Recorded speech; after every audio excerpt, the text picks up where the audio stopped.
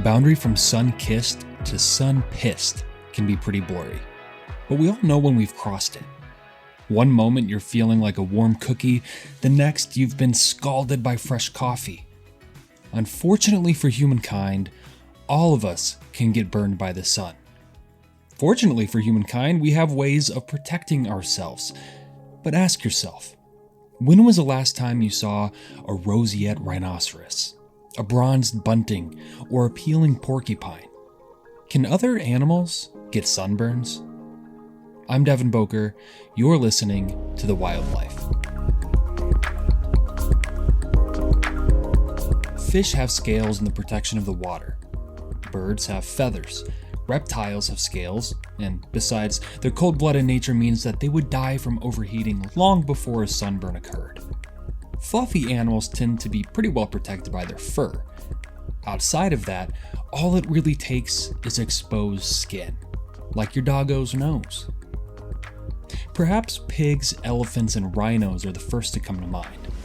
Sure, they have exposed skin, but they've also developed some super effective strategies for protecting themselves.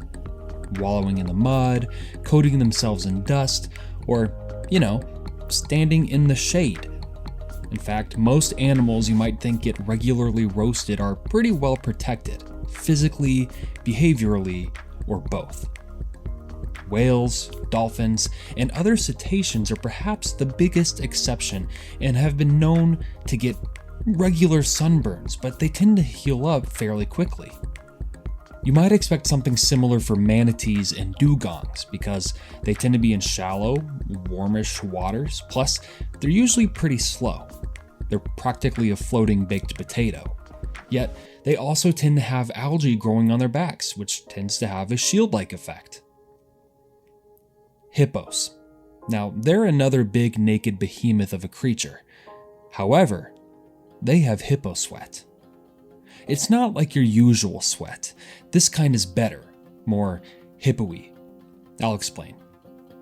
Hippos secrete a red, oily liquid that's filled with microscopic particles which are able to scatter UV. It's basically a highly effective, all-natural sunscreen. And that's not all. A hippo sweat a day keeps the insects away. Plus, this all-in-one power sweat also has antiseptic properties.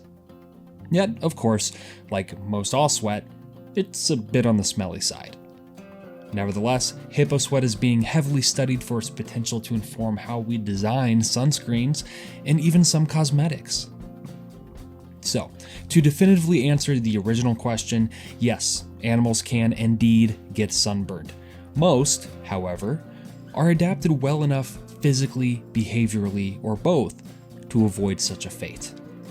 Perhaps it isn't our skin or overall biology that's the problem, but our overall out-of-touchness with our instincts and with nature. Surely, we have a lot left to learn, but there's something to be said about getting back to basics and remembering where we came from.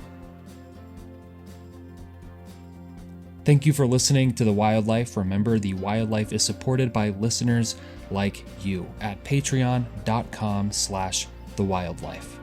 And as always, a special thanks to Paul over at the Avast podcast, one of my new favorites. It's amazing. It's about pirates, which is like the podcast that you never knew you needed, but you definitely do.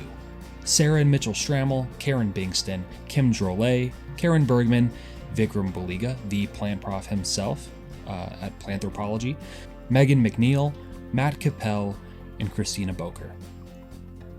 If you have a question that you would like answered on the show, go ahead and send that to hello@thewildlife.blog or message me on social media, either at The Wildlife Pod or Devin the Nature Guy. I'm sure you can find me. Peace out, rainbow trouts.